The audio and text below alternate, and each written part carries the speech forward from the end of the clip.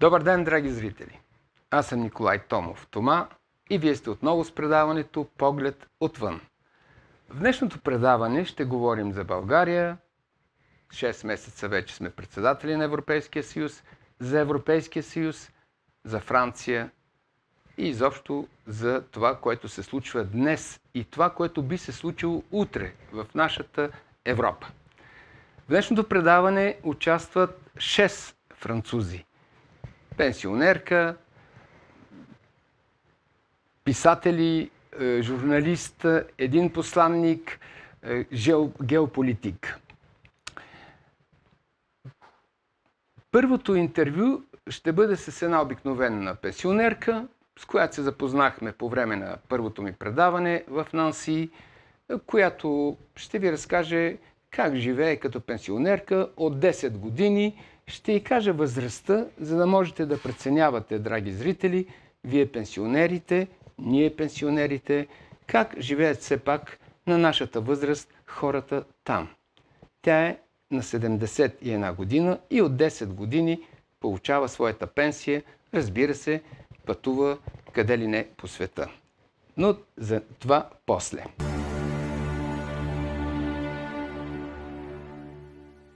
Бонжур, Мари Терез. Бонжур, Николай. Благодаря да участваш в нашето предаване. Първият въпрос. Как мина за теб преминаването ти в пенсия и как се чувстваш днес като пенсионерка? J'ai vécu très bien le passage de ma vie active à la retraite parce que je l'ai préparé. Je voulais avoir une activité qui reste dans la ligne de ce que j'avais fait autrefois, mais qui me plaisait bien, mais dans d'autres conditions.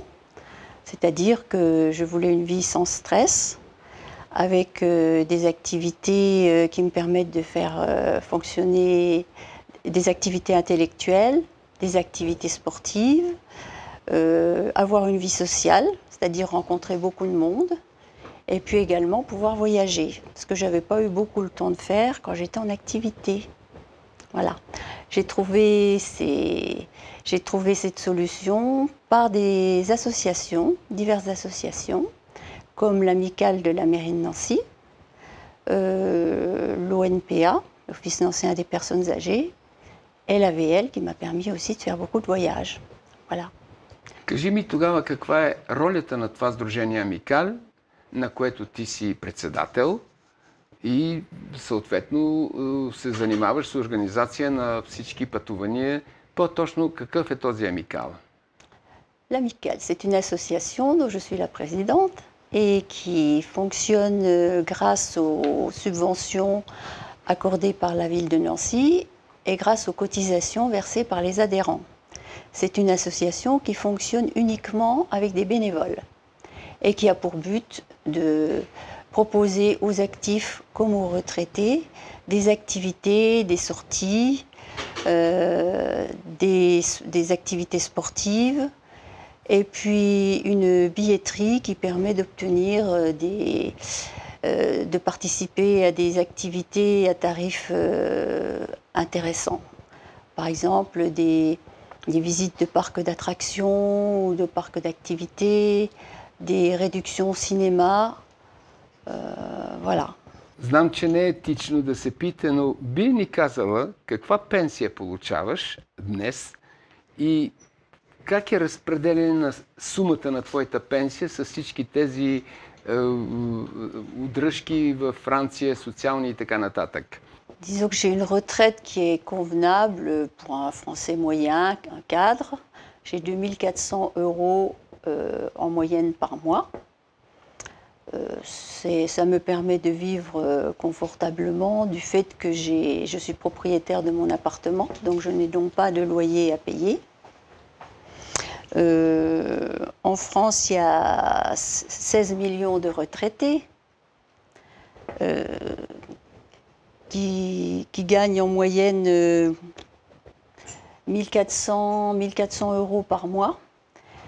Bien sûr, il y a des retraites qui sont beaucoup plus élevées que la mienne. Hein. Si on prend les professions libérales telles que les avocats, les médecins, les chefs d'entreprise, enfin différentes autres activités qui gagnent 5000 voire beaucoup plus que moi. Par contre, il faut aussi regarder dans les retraités, ceux qui ont des beaucoup plus petites retraites que moi. Par exemple, les commerçants dont la retraite est en moyenne de 1 000 € par mois. Et encore plus les agriculteurs dont la retraite est encore beaucoup moins élevée puisque la moyenne s'élève à 720 € par mois à peu près. Bon, mais qui arrivent à s'en sortir du fait qu'ils produisent, ils profitent des produits qu'ils produisent dans leur ferme. Voilà. En France, il existe un seuil, un minimum vieillesse qui permet aux personnes qui n'ont pas de ressources ou très peu de ressources, qui est de 620 € à peu près par mois.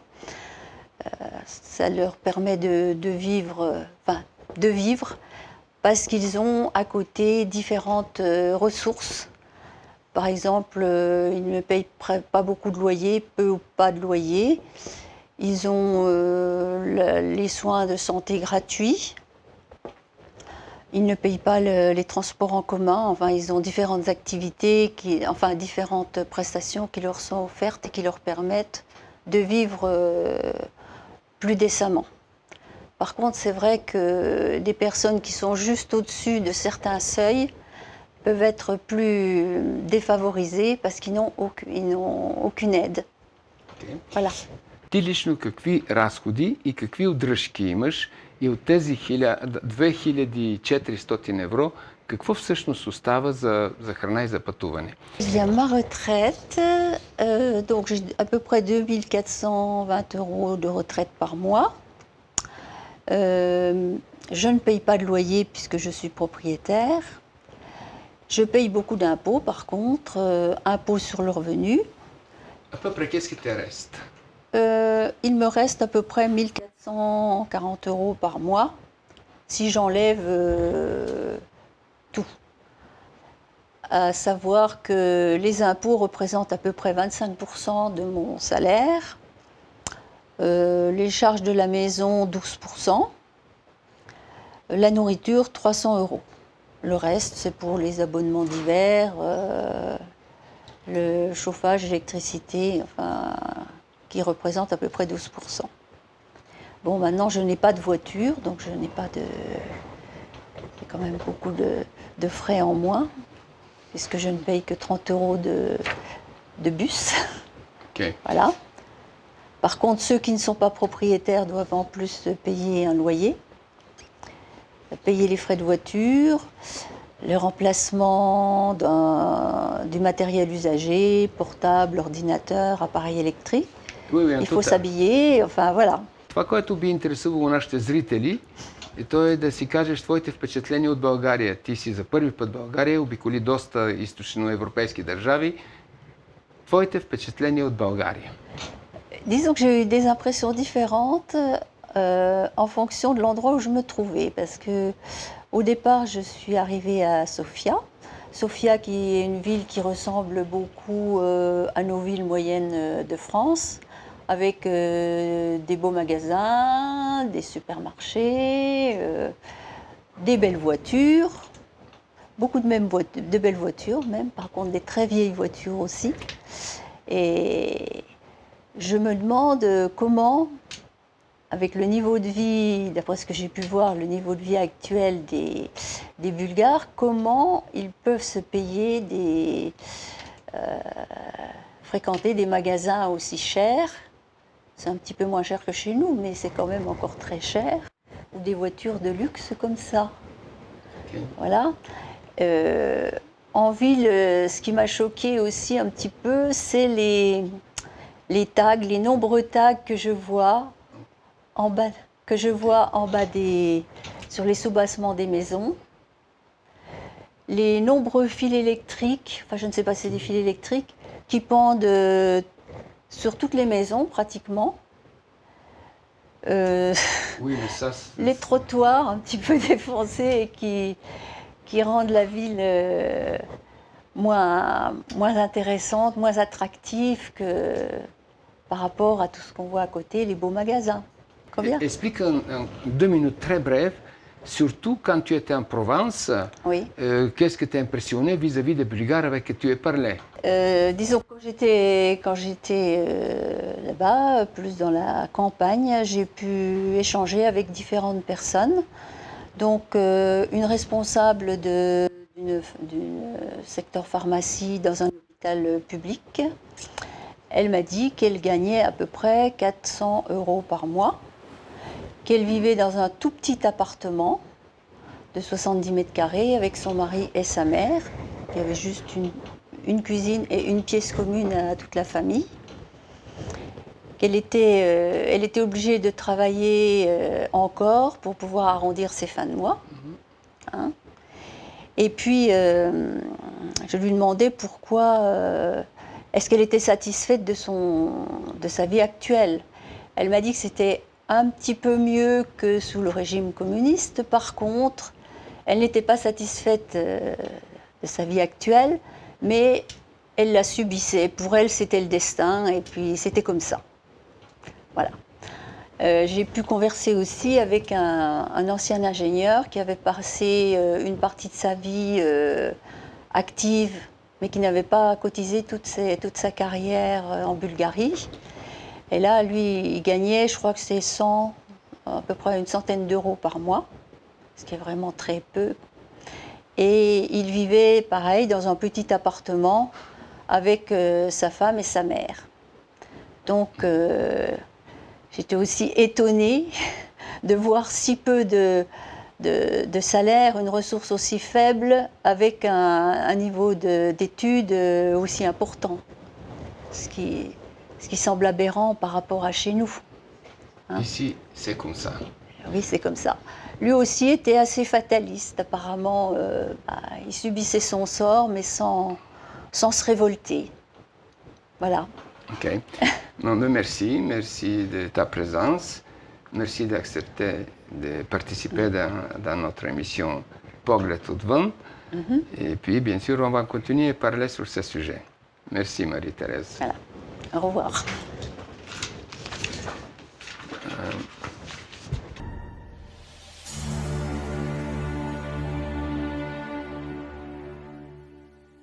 Жан-Рене Дюшман е един приятел от преди 20 години. Той снима в България документални филми, репортажи за канали на френската телевизия и за българската, естествено.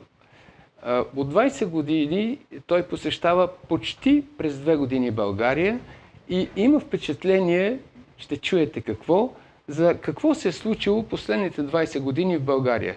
Самият той е приятел на България, ще ви обясни защо, но това, което ще се опитаме да разберем с него и това, което всъщност ние направихме, аз му зададах въпроси по скайп от Троянския Балкан онзи ден.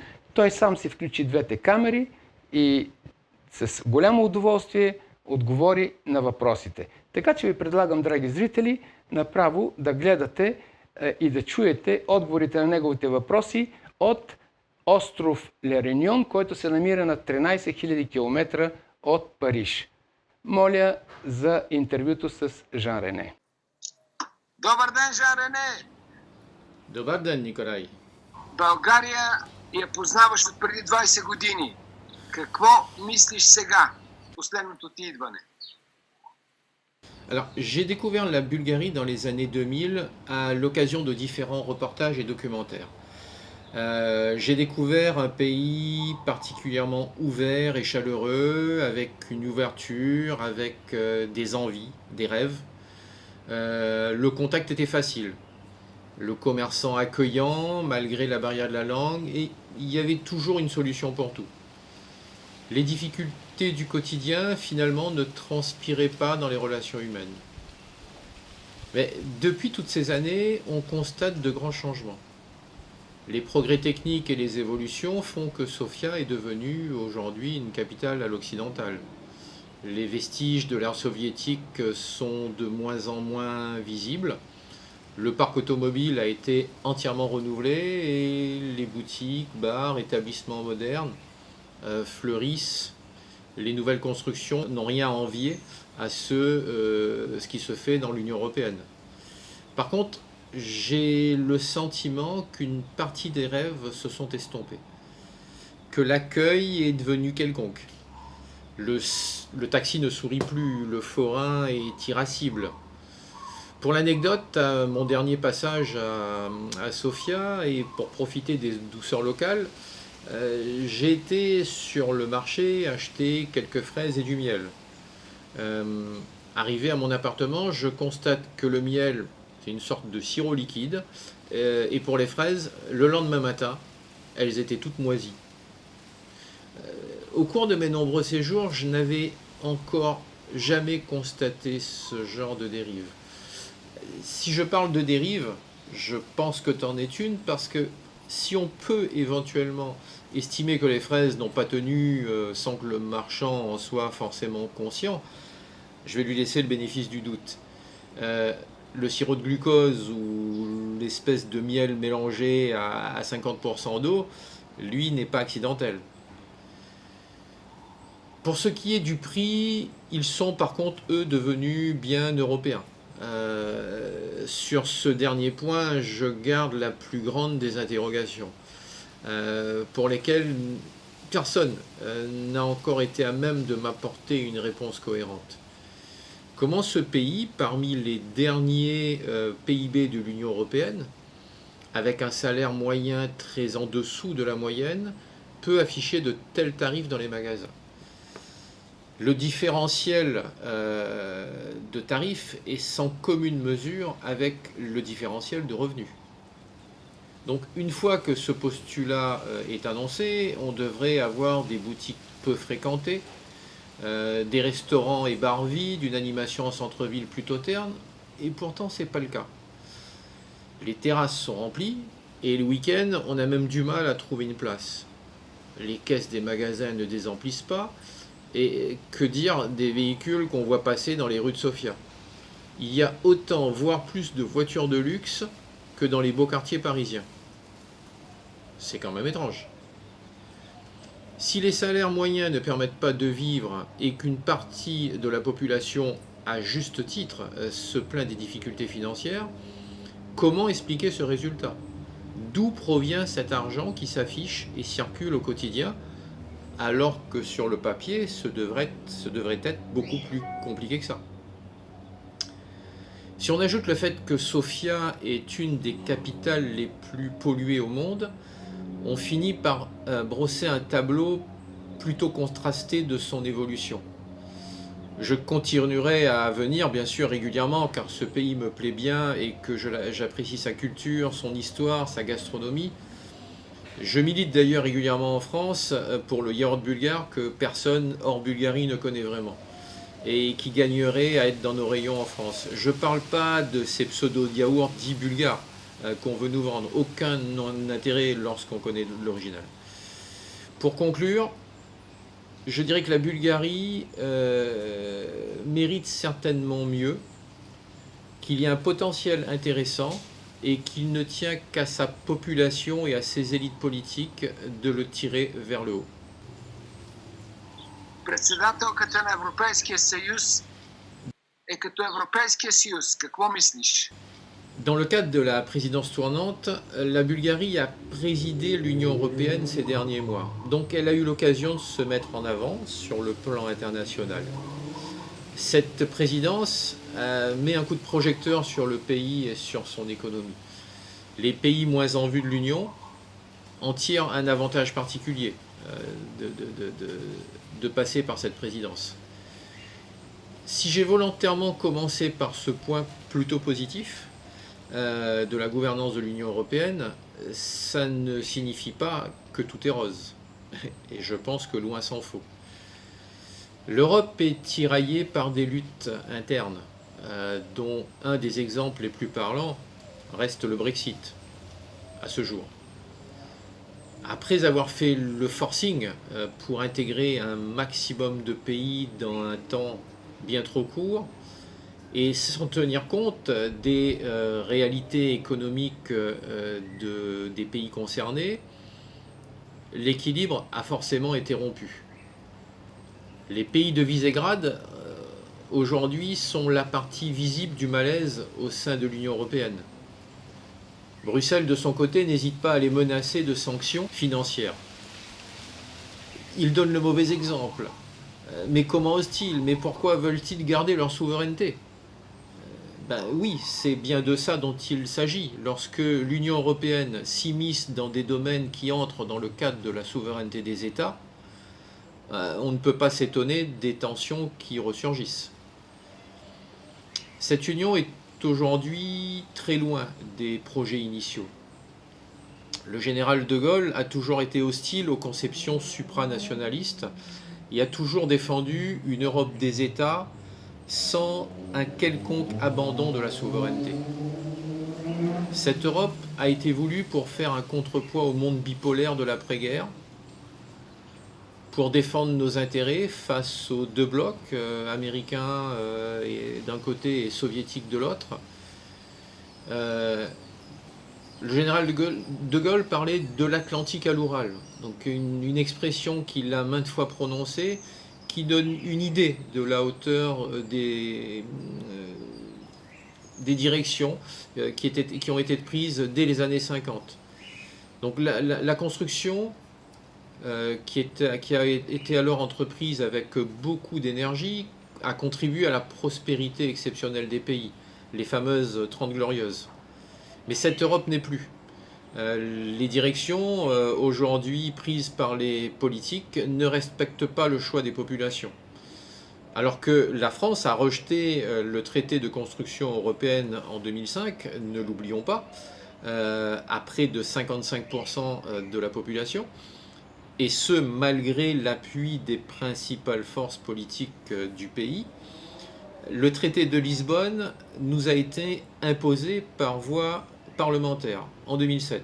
C'est-à-dire que, alors que l'on avait dit non à ce type de construction, nos politiques, en pondant un traité qui était quasiment la copie conforme auquel que l'on avait refusé, nous a imposé finalement ce projet. Donc ces mêmes politiques, après, vont s'étonner de la montée des extrêmes et du populisme en Europe, avec une politique de frontières ouvertes, avec un politique où l'on va imposer des quotas d'accueil à chaque pays. Mais vous voyez, nos politiques n'en sont plus à une absurdité près. Да, и не само Жан Рене. Повечето от моите приятели и от французите, които познавам, са впечатлени от Вишеградската група. Не крия, че журналисти в някои от централните вестници и така наречените политици от опозицията очакват да стане нещо, което да произлезне от политиката на Вишеградската група, за да могат французите и те най-после да реагират по някакъв начин, след като не са доволни от тази политика на правителството спрямо Европа и спрямо Франция. Сега ще си позволя да допълня Жан Рене и да ви пусна откъси от последния филм "Нашите мечти за Европа", в който интервюрахме млади хора, предимно млади хора в Полша, в Чехия и в Унгария, и да чуете и да видите как те мислят за своите правителства и какво е тяхното отношение и към Европейския съюз, и към техните правителства, и как те се чувстват като граждани на своите страни. И каква е разликата, естествено, между нашето самочувствие и самочувствието на младите хора, на един голям процент от младите хора в Полша, Унгария, Чехия и Вишеградската група. Моля за откъси от филма "Нашите мечти за Европа".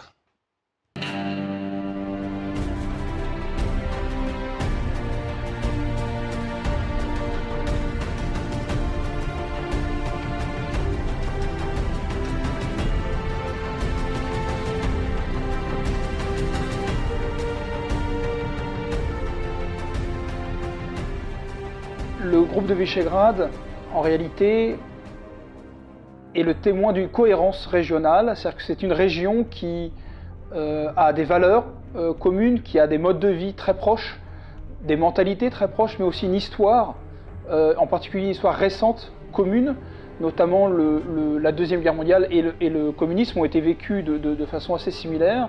Les traumatismes que ça a créé, mais aussi l'héritage positif et négatif qui en est ressorti, font que ces pays-là ont quelque chose de commun qui les relie et qui leur donne une même vision de ce qu'est ou ce que devrait être l'Europe.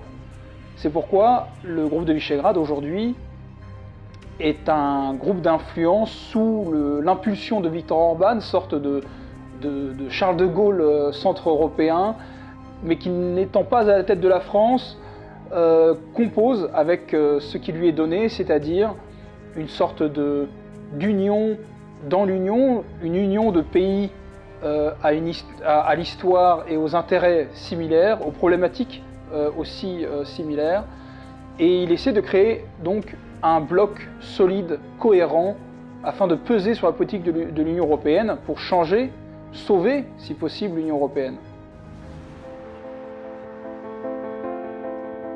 Ugye van több olyan nyugat-európai politikus, aki élesen bírálta Magyarországot és a más visegrádi Plusieurs personnalités politiques d'Europe de l'Ouest ont vivement critiqué la Hongrie et d'autres pays du V4 pour leur position critique sur la question migratoire, leur refus de prendre part au système de répartition des réfugiés par le mécanisme des quotas alors qu'ils reçoivent des aides européennes et devraient ainsi s'abstenir de toute doléance. Ez az álláspont, ennek nagyon rossz visszhangja van Magyarországon, és hát mondjuk Lengyelországban és más visegrádi országokban nem meglepő módon, hiszen ez Ce discours est très mal reçu en Hongrie, en Pologne et dans les autres pays du V4 qui constatent qu'au prétexte qu'ils bénéficient d'aide, ils devraient ensuite se contenter d'observer et de ne pas intervenir dans les décisions prises, même dans celles concernant le mécanisme des quotas, dont la légitimité peut être remise en cause puisqu'elle procède d'un vote à la majorité des ministres de l'Intérieur et non du Conseil européen. Ez nem csak egyébként a magyar kormány mondta ki, hanem például a német uniós biztos Günther Oettinger is beszélt arról, hogy dacára adnak, ugye, hogy Magyarország és más. Ces critiques n'émanent pas seulement du gouvernement hongrois, mais aussi du commissaire européen Günther Oettinger. Selon lui, bien que la Hongrie et d'autres pays de l'Est reçoivent ces aides, une grande part de cet argent revient en bout de course dans l'industrie allemande. Ils penseront qu'il n'est pas utile de menacer ces pays en brandissant l'arme de la suppression des fonds d'aide, comme certains le font. Pragmatikus politikát folytat Oroszországgal szemben. Ezt ugye az Oroszországgal szemben inkább kritikusabb országokban hajlamosak úgy beállítani. Le gouvernement Orban mène une politique pragmatique vis-à-vis de la Russie. Seuls les pays critiques à l'égard de la Russie voient dans cette relation une relation d'amitié, voire plus, alors que la politique engagée vers la Russie est bien plutôt le fruit de considérations pragmatiques. Il s'agit en réalité d'une relation économique et commerciale et pas du tout idéologique. Il est par ailleurs à noter que l'opposition hongroise critique facilement la Russie et sa politique actuelle, alors que si elle était au pouvoir, elle se rendrait tôt ou tard compte qu'il est nécessaire d'entretenir une relation pragmatique avec les Russes. D'ailleurs, tant que la Hongrie restera engagée dans ses liens euro-atlantiques et que son alliance avec les États-Unis ne sera pas remise en cause, il lui est important d'avoir des rapports sains et équilibrés avec la sphère d'influence d'une autre grande puissance. Amellett azért fontos, hogy egy másik térségünkre befolyással bíró nagyhatalommal is Magyarország egy jó és kiegyensúlyozott viszonyban legyen. Сега ще ви пусна, драги зрители, един отказ от едно интервю с бившия посланник на Франция Ксавие Лапере де Кабенес. То беше взето по повод на проект за документален филм "Гнилите ябълки в България", с който той много държеше да бъде осъществен преди да си замине от България, но филма така и не се реализира поради цензура и липса на средства, разбира се. Чуйте интервюто и после ще продължим по повод на това интервю да разговаряме за България, за Европа и за председателството ни. Моля за интервюто с бившия посланник.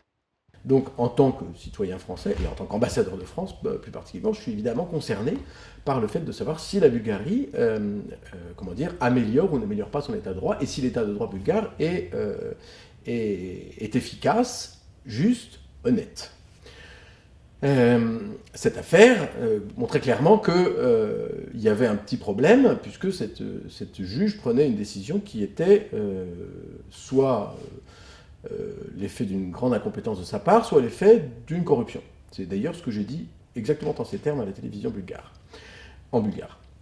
Et j'ai rajouté, il y a un problème en bulgare, et j'ai rajouté, c'est une phrase qui m'est venue comme ça, il y a un problème général dans votre système judiciaire, c'est qu'il y a des pommes pourries dans le système judiciaire. J'ai utilisé cette expression qui m'est venue à l'esprit parce que je l'avais lue dans d'autres articles, mais qui venait en fait d'un ancien ambassadeur américain qui l'avait utilisé pour qualifier certaines banques bulgares, les traitant de rotten apples, donc en anglais, mais comme j'avais lu l'article en bulgare, il était question de gnili jabroki, donc de pommes pourries en bulgare. Expression que j'ai utilisée et qui depuis, je dirais de certaine façon, m'a un peu collé à la peau, puisque ça a provoqué un choc. De fait, cette intervention a provoqué un choc. Le lendemain, le Premier ministre et le ministre de la Justice ont publié un communiqué commun appelant à une réforme de la justice et appelant notamment le Conseil supérieur de la justice, qui a toute chose égale par ailleurs l'équivalent du Conseil supérieur de la magistrature en France, quoique avec beaucoup plus de pouvoir, à mettre de l'ordre d'une certaine façon. La semaine suivante, des juges du tribunal de grande instance de Sofia, auquel appartenait la juge concernée, se sont rebellés contre la direction, la présidence du tribunal de grande instance de Sofia, sachant qu'en théorie, en Bulgarie, les affaires sont attribuées aux juges de façon aléatoire, par un ordinateur, et qu'en réalité, il apparaissait très clairement que l'ordinateur avait été truqué de façon à ce que ce soit une juge particulière, donc, qui se voit attribuer le cas, vraisemblablement parce qu'elle était connue pour être, plus coulante, voilà. Peut-être pas forcément très regardante sur le droit. Cette juge a été ultérieurement, ensuite en janvier, février 2015, les décisions de justice prises par la juge de première instance ont été annulées en appel. La juge a été, dans un premier temps, mise à pied de façon, temporaire, en attendant qu'une enquête soit faite, et en fin d'année 2015, en novembre, je crois, elle a été destituée. Donc elle a été renvoyée de la magistrature. Et puis, donc, l'entreprise Belvedere s'est retrouvée, en possession de ces deux filiales et qui ont depuis pu prospérer et continuer leurs investissements. Cette affaire est très, très emblématique. Si vous voulez, j'ai un de mes prédécesseurs qui avait toujours un peu dans le même domaine, si vous voulez, créé une sorte de scandale sur une décision de justice bulgare qui était abjecte, en ce sens qu'elle avait acquitté deux jeunes bulgares qui en avaient assassiné un troisième à Paris. Il y avait toutes les preuves, et notamment d'ADN, qui montraient que ces deux jeunes bulgares étaient coupables, mais il s'avère que l'un d'eux était le fils d'un procureur régional en Bulgarie, et que donc le tribunal n'avait pas pris, avait sans doute été assez peu regardant. Depuis lors, donc, si vous voulez, je ne suis pas le seul, c'est pour ça que je dis ça, je vous cite cet exemple-là, je ne suis pas le seul. Depuis lors, il y a un nouveau président à la Cour de cassation, il y a un nouveau président au tribunal de grande instance de Sofia, et on a vu un grand nombre de juges, et puis il y a une réforme qui a été décidée, qui a été de séparer en deux collèges le Conseil supérieur de la magistrature, les juges s'occupant des juges, les procureurs s'occupant des procureurs, ce qui a redonné une grande liberté aux juges. Et notamment une liberté d'être honnête, d'être de vrais magistrats. Et si vous voulez, ça, c'est un très très bon mouvement. Je pense il faut être patient. Moi, j'ai assisté à la transition bulgare entre 91 et 95, parce que j'étais en poste ici. J'ai assisté à l'explosion de groupes mafieux, de groupes criminels nés sur un business dit de protection ou de sécurité ou d'assurance qui était en réalité du racket, qui était le fait de personnes qui étaient pour la plupart issues des anciens services communistes, qui sans doute ont bénéficié de l'argent que le parti avait pu mettre à l'étranger, mais ça, je n'ai pas d'informations particulières, c'est vraisemblable, mais je n'en sais trop rien, et qui ont dilapider d'une certaine façon les rares biens de l'État bulgare à l'époque. Cette économie mafieuse a commencé à exploser, elle a grandi jusqu'au début des années 2000. Il y a eu plein de règlements de compte en Bulgarie, il y a des gens qui se faisaient assassiner, il y a eu plus de 100 ou 150 assassinats en l'espace dans la première décennie des années 2000 et un peu avant. Cela c'est terminé, je dirais, ça en existe encore, mais c'est très rare, ça n'a pas du tout la même fréquence que ça a pu avoir. Et d'une certaine façon, l'adhésion à l'Union européenne a quand même très nettement, la préadhésion et l'adhésion a quand même très nettement permis de calmer les choses et de faire rentrer une grande partie de l'économie bulgare dans l'économie blanche, dans l'économie normale. Il y a sans doute une partie encore de l'économie bulgare qui est dans l'économie grise. Je suis incapable de vous dire quel pourcentage. Je pense que quiconque d'ailleurs vous le dirait mentirait, parce que c'est de toute façon par définition quelque chose qui est impossible à calculer. Mais il reste des difficultés, mais il faut être patient. Какъв е процента на тъмния бизнес в България днес? Може би никой никога няма да узнае. Освен ако не дойде някакъв спасител, какъвто очакваме ние българите от много дълго време, или може би ако се намери един Виктор Орбан, но това е друга тема. Сега ще ви прочета откъси от западни вестници по повод нашето председателство в Европейския съюз, които може би са коментирани или поне са цитирани в някои от медиите, но все пак бих искал да ви прочета много кратки пасажи, които, макар и рядко, се появяват в медиите във Франция за България. Германският Die Zeit. България е корумпирана, но не създава проблеми на Европейския съюз. Какво откритие? После четем. В България цари мафиотски менталитет и никога няма да отговори на изискванията на поставените критерии. А Европа? Тя е невинна. Английският Guardian. Никой не преследва политическата корупция, няма бивши правителствени служители в затвора. Корумпираните няма от какво да се боят. Мисля, че те изобщо не се боят. В други публикации на Запад, разбира се, четем, ще ви ги спеста, вие знаете, най-бедната, най-болната, с най-нисък стандарт, с най-ниска работна заплата, с най-ниска работна пенсия, с най-висока смъртност. Да, достатъчно се коментира в българските медии всичко това, но защо е така? И нашия въпрос, на моите приятели също в чужбина, е само ние ли българите сме виновни с нашето послушание, примирение, история, робства, с нашия опортунизъм или с всеки за себе си? Дали до голяма степен всичко това тук не става благодарение и със съучастието на нашия велик Европейски съюз? Защо в този Европейски съюз продължават да потупват по рамото нашите лидери? Защо продължават да работят с корумпирани мафиотски групи? Те не знаят ли какво направи България райско място за няколко хиляди семейства? Прогони за чужбина над 2 милиона българи и направи всички останали бедняци. Европейския съюз, който е толкова доволен от нашето председателство на Съюза, все пак и който налагаше квоти и наказания на Вишеградската четворка и на Путин и на Русия, как така изведнъж стана, че лидерите много срочно и бързо потърсиха съдействието на президента Путин по някои икономически и политически въпроси след проблемите с Америка. Но и за това ще говорим по-нататък. Ще спеста откъсите от пресата, драги зрители.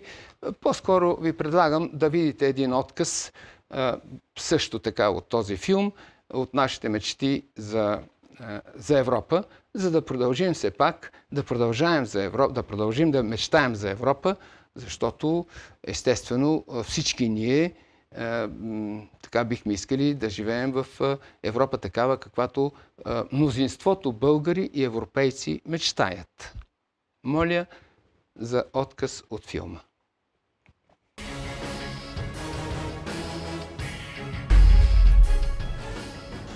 L'ennemi, la définition d'un ennemi, c'est celui qui vient atteindre à notre population, à notre territoire et à notre gouvernement. Celui qui vient attaquer nos institutions, notre mode de vie, qui vient nous attaquer sur notre sol, dans nos institutions et dans nos valeurs fondamentales. Ça, c'est un ennemi. Donc, la Russie, aujourd'hui, n'attaque pas les valeurs fondamentales de la France, elle n'attaque pas le territoire de la France et elle ne cherche pas à fanatiser les populations vivant en France contre leurs institutions. Ce n'est pas un ennemi, tout simplement. La Russie, c'est une autre Europe. La Russie fournit une alternative à l'existence humaine. Les tentatives de séparer la Russie de l'Europe sont mal intentionnées. Et ce n'est pas innocent, parce que quand on pense que les ressources européennes pourraient s'unir aux ressources russes, et non seulement les matières premières, mais aussi les ressources intellectuelles, la culture, alors on peut se poser la question, que fait l'Amérique en Europe? En ce sens, l'Europe peut survivre seulement dans une union stratégique avec la Russie.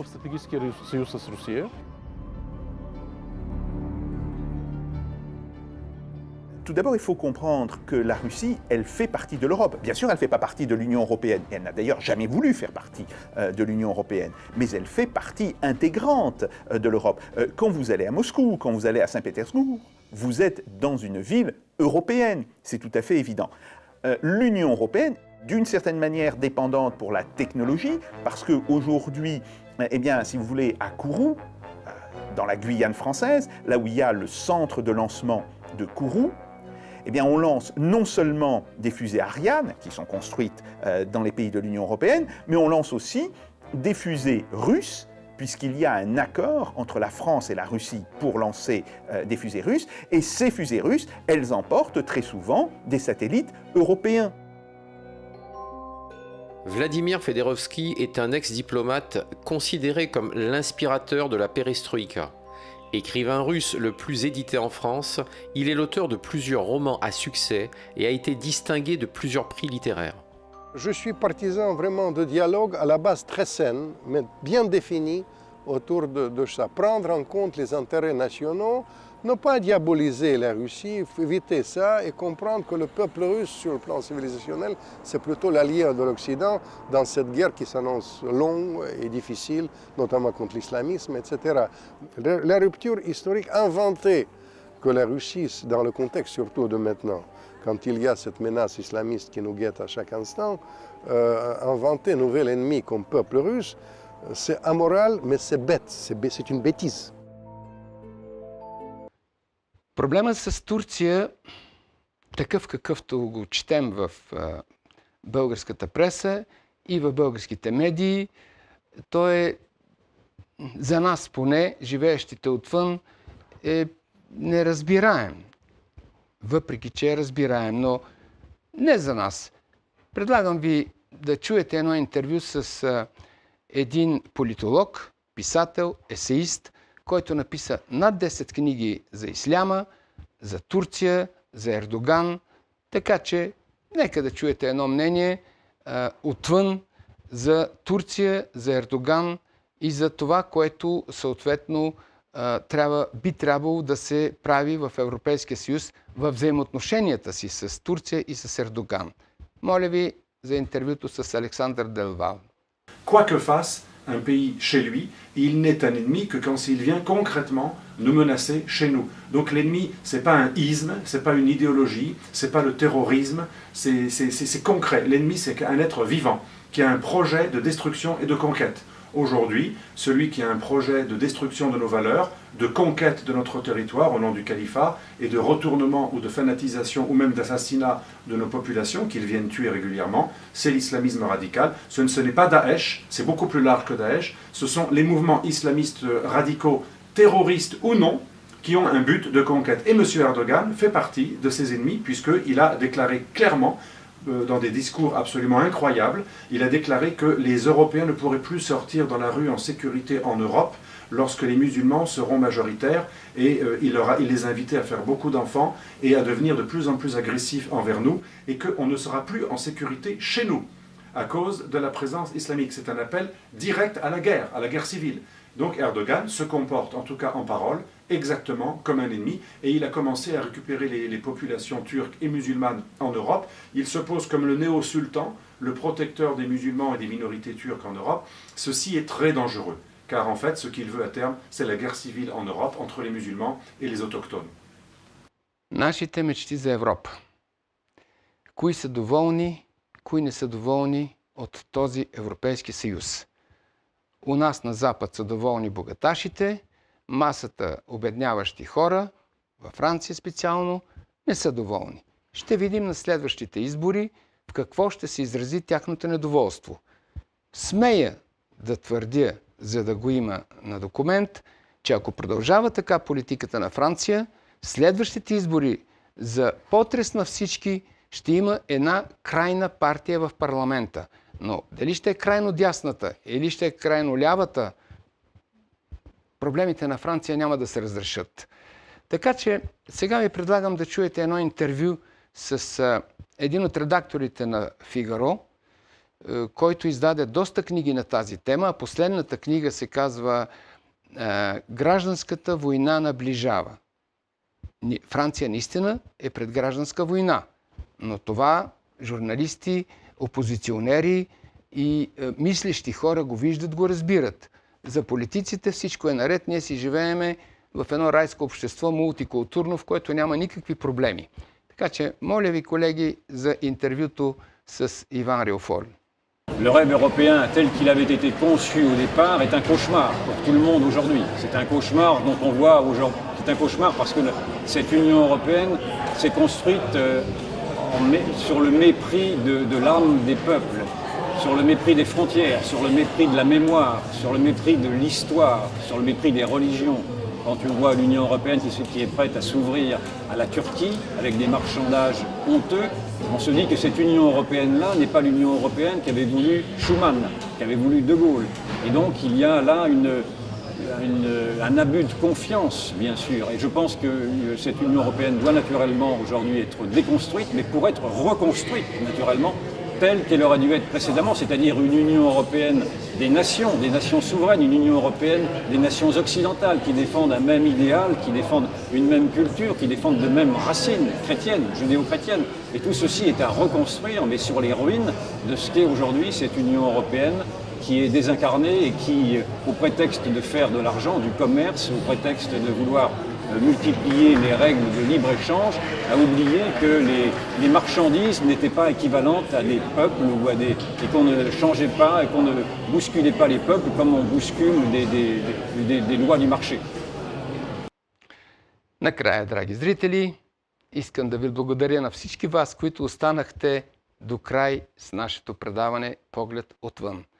В следващите емисии, всяка първа неделя на месеца, ние ще продължим да разговаряме предимно с чужденци и все повече на част от тези 2 милиона българи, които напуснаха България, които милеят за България и които, както и тук, някои от тях продължават да мечтаят и да правят каквото могат, за да може тази наша прекрасна страна да стане най-после една средноевропейска страна с средноевропейски стандарт и такава каквато трябва да бъде, за да не бягат нашите млади хора, най-ценният капитал на всяка нация. Така че благодаря ви и до следващото предаване.